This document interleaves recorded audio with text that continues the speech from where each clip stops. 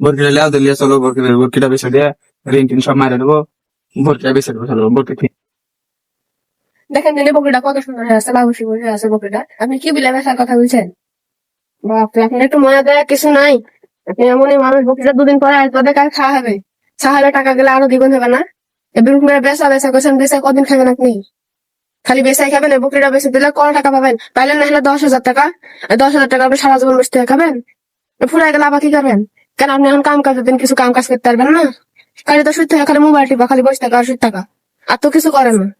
এখন এই সম্বলটা আছে, আমার এই সম্বলটা বেঁচে খাবেন আপনি? এটা আমি বেচতে দিব না। চলো বরকিটা নিয়ে চলো চলো টাকা আমি পাগলাম করেন না, বকরি আমি দিয়ে দিলাম না। তুমি পাগলামো করো না তুমি না, এরকম বলা আমি করে। বকরি